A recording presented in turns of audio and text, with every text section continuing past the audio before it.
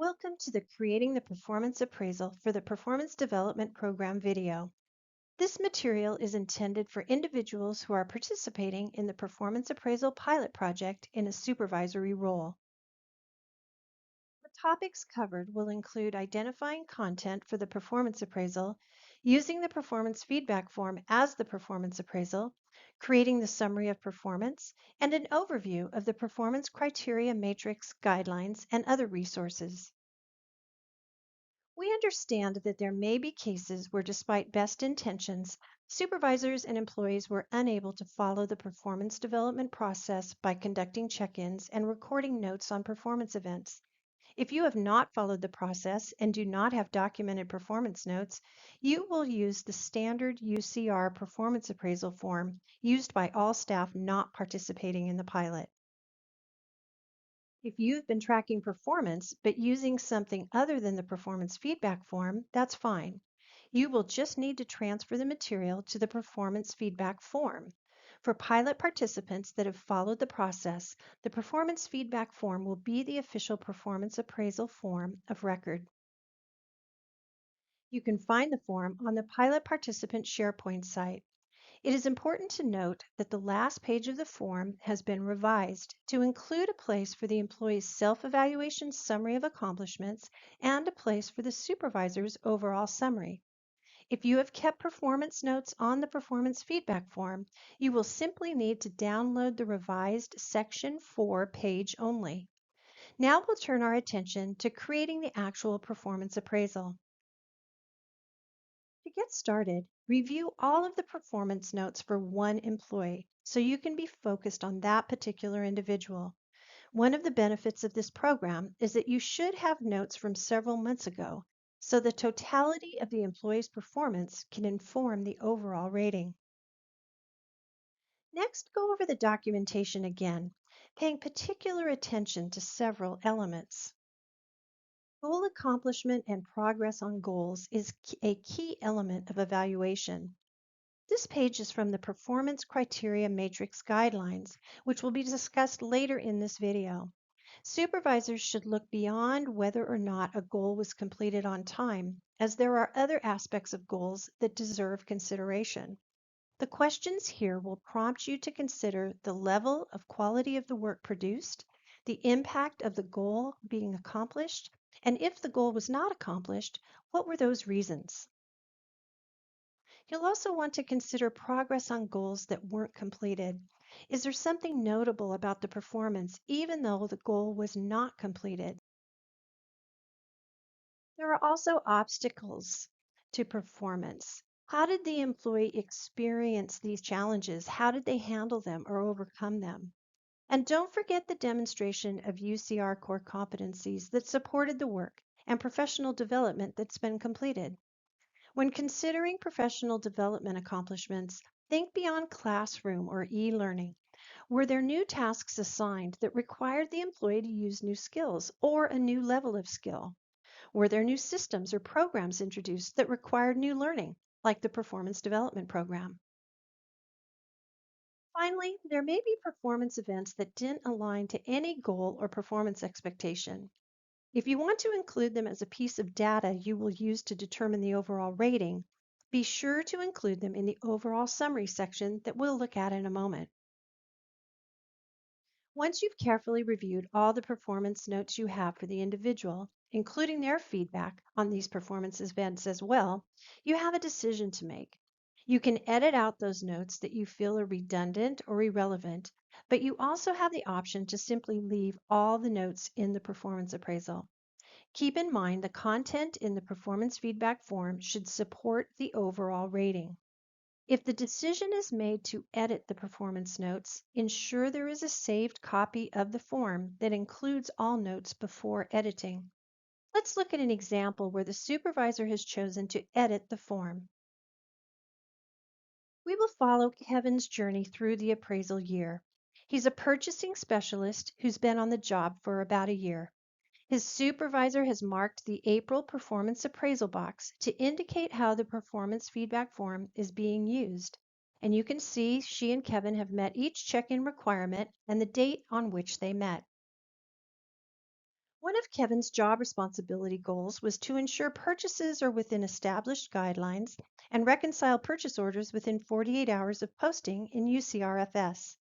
You can see the supervisor's performance notes and Kevin's comments, which are bolded and begin with EE, which stands for employee. Kevin had some difficulty meeting that deadline early in the appraisal year, but by January he was meeting this goal consistently. So his supervisor decides to keep the text within the red boxes as part of the appraisal and not include the repetitive information. Kevin's next goal was to create a quick reference guide. He was able to accomplish this goal by the deadline, and his supervisor decides to keep only the last performance notes on this goal as part of the appraisal.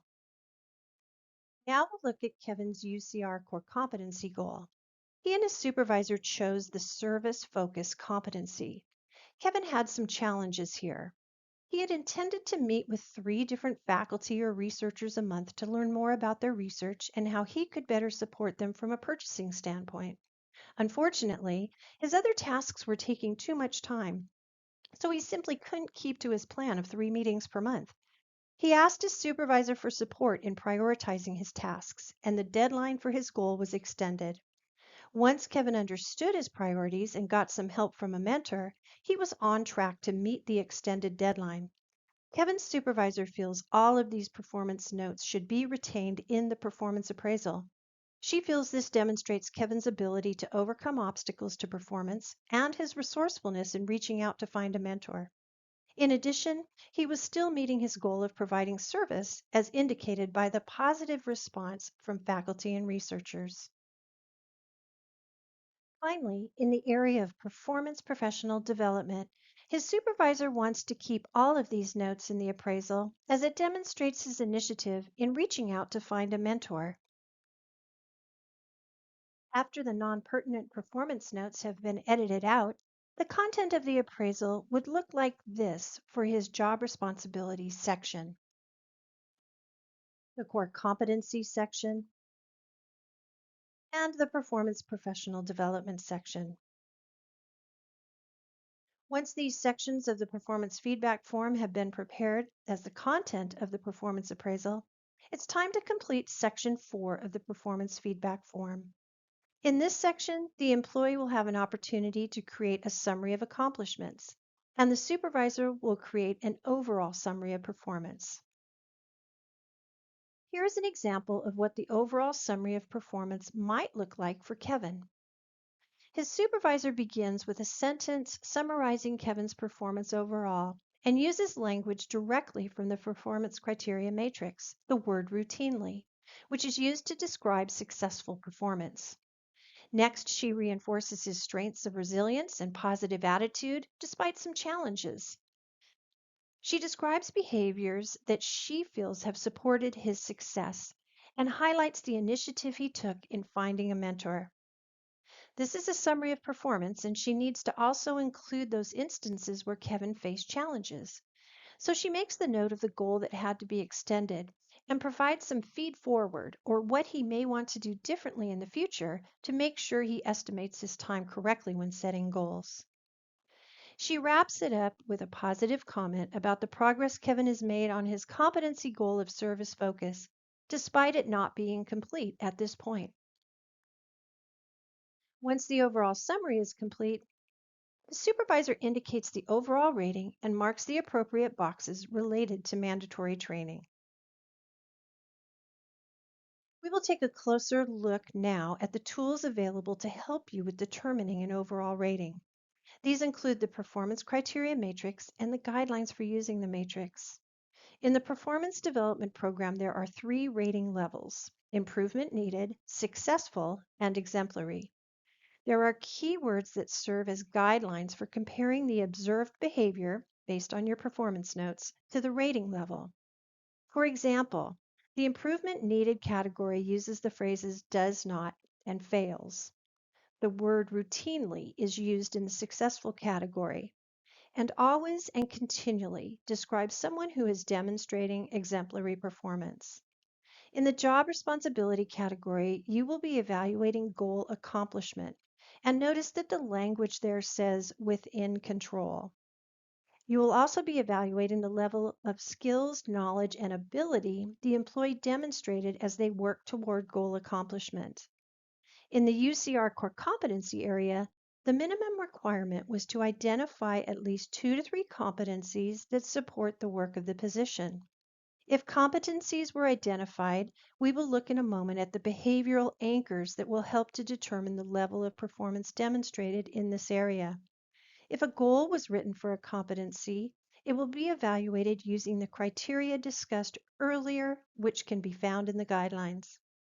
There was not a requirement to create a goal or performance expectation for the performance professional development category.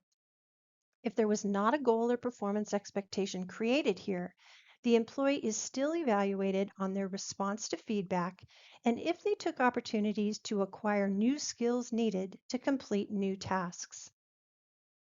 The guidelines delve deeper into how to evaluate goals and also provide descriptions of behaviors that demonstrate the UCR core competencies.